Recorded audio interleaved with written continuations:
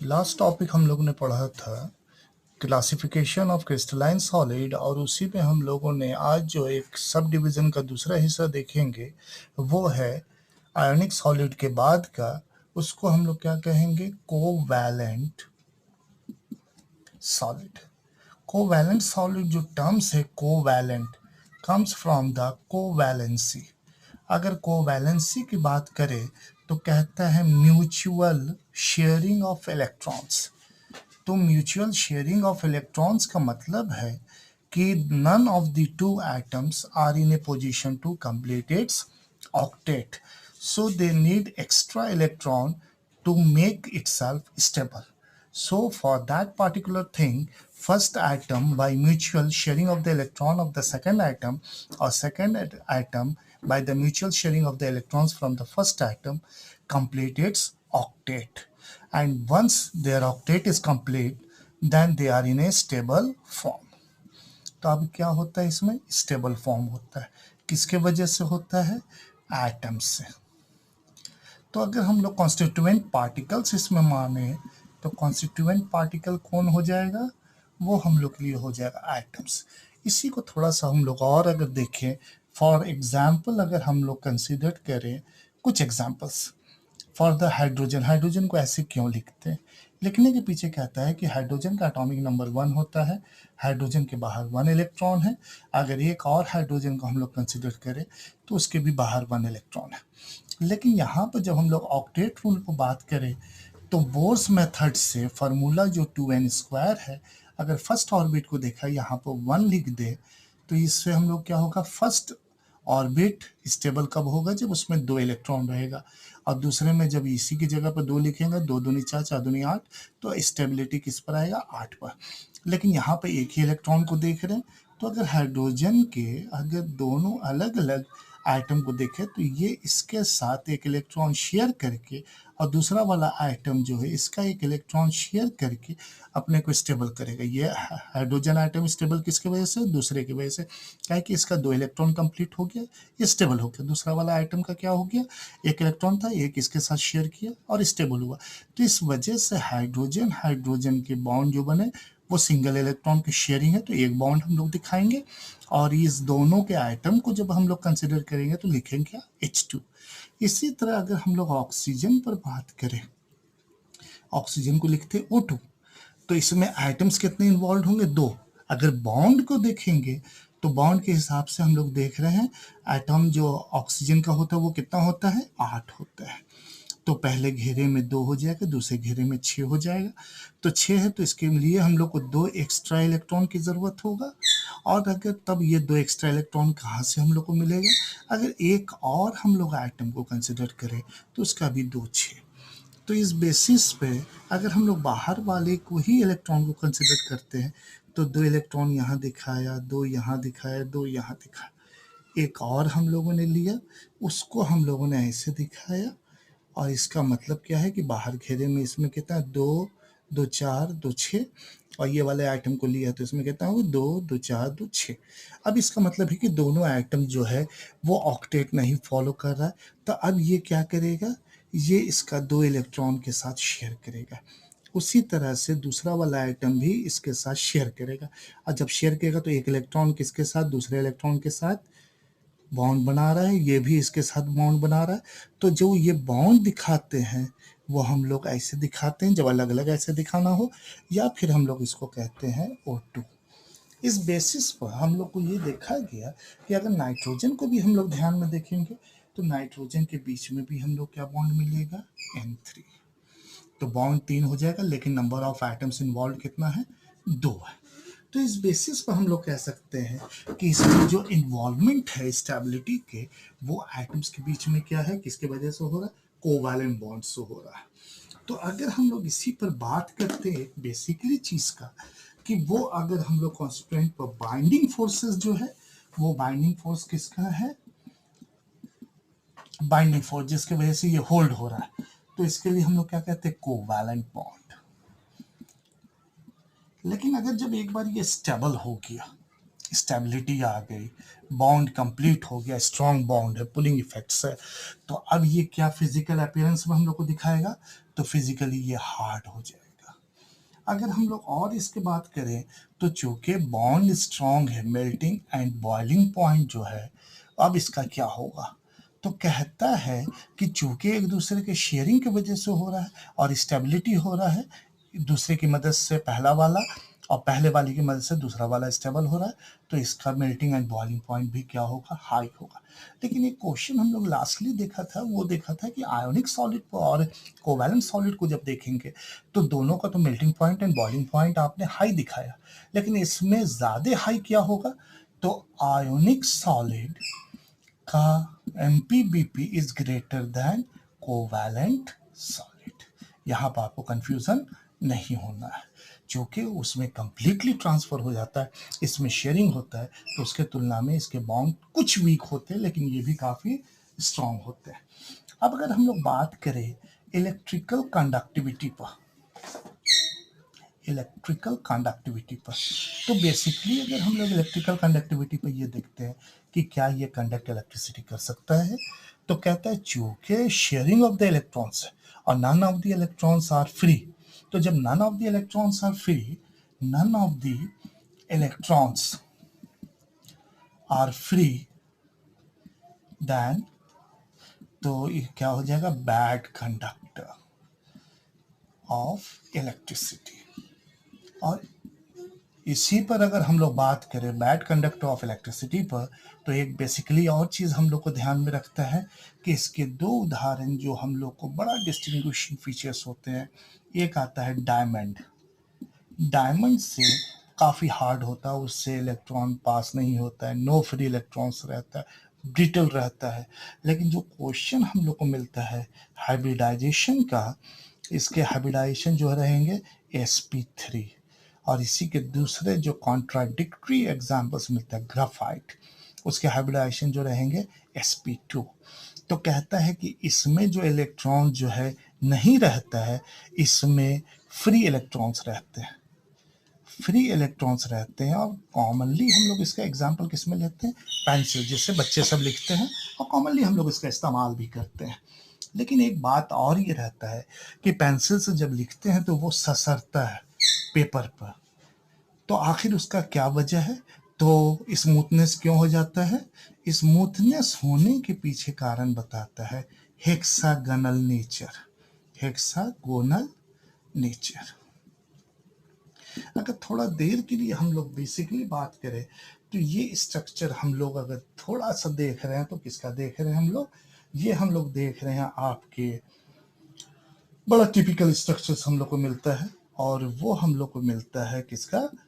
तो डायमंड्स का। और डायमंड्स के स्ट्रक्चर्स को देखा जाए तो यहाँ बेसिकली बड़ा अजीब सा है हम लोग को, और ये स्ट्रक्चर एक दूसरे से जुड़ा रहता है, और ये एक दूसरे से कोई फ्री इलेक्ट्रॉन्स हम लोग को नहीं मिल रहा है, और जब फ्री इलेक्ट्रॉन्स नहीं मिल रहा है तो कंडक्ट नहीं कर सकता। लेकिन यहाँ पर जब हम लोग बात कर रहे हैं ग्राफाइट का, तो ग्राफाइट में बेसिकली हम लोग को जो नेचर्स मिलते हैं वो इस तरह का स्लाइडिंग नेचर्स मिल रहे हैं, और स्लाइडिंग नेचर्स के वजह से ये एक दूसरे पर स्लाइड करता रहता है, और जिसके वजह से हम लोग हेक्सागोनल नेचर से, स्मूथनेस से, और it gives the marks on the paper, और इसमें फ्री इलेक्ट्रॉन्स मौजूद रहते हैं, और जिसके वजह से ये कंडक्ट इलेक्ट्रिसिटी करता है। तो इसी पर हम लोग ये भी कह सकते हैं। तो कहता है कि ये चीज़ें तो हम लोगों ने देखा कॉन्ट्रोडक्टरी में, लेकिन एक बेसिकली चीज़ और ये देखना चाह रहे हैं कि हीट ऑफ फ्यूजन क्या होगा। तो जब यहाँ पे स्ट्रॉन्ग बॉन्ड बन रहा है तो हीट ऑफ फ्यूजन इसके क्या हो जाएंगे? हीट ऑफ फ्यूजन पे जब हम लोग बात करते हैं तो इसके भी हीट ऑफ फ्यूजन क्या हो जाएंगे? हाई हो जाएंगे। और हाई होने की वजह से अगर हम लोग बात करें एग्जाम्पल्स में, तो एग्जाम्पल्स के दो कैटेगराइज्ड फॉर्म हम लोगों ने देखा, एक था डायमंड, एक था ग्राफाइट, एक देख रहे हैं क्वार्ट्स, क्वार्ट्स सिलिका को कहते हैं SiO2, और अगर इसी पर एक और आता है सिलिकॉन कार्बाइड। सिलिकॉन कार्बाइड जो इसका ये है, कभी कभी हम लोग बात करते हैं हीरा बोरिंग पर। हीरा बोरिंग उसका नाम क्यों पड़ा? जो वो मतलब पत्थर पर थ्रस्ट करता है, ये आर्टिफिशियल डायमंड रहता है, डायमंड रहता है, और ये आर्टिफिशियल डायमंड कौन है, सिलिकॉन कार्बाइड काफ़ी हार्ड रहता है और इसी से जो ड्रिल आउट करता है तो ये पत्थर में भी छेद कर देता है, इसलिए इसको आर्टिफिशियल डायमंड भी कहते हैं। और अगर हम लोग एग्जाम्पल्स आएगा तो उसमें हम लोग सिलिकॉन कार्बाइड कहेंगे। अगर कोई कहेगा right the formula for the artificial diamond, that is SiC। तो इसमें हम लोग बेसिकली ध्यान में रखा कि आयोनिक सॉलिड जो रहेगा वो ज़्यादा बेटर है in comparison to covalent solid.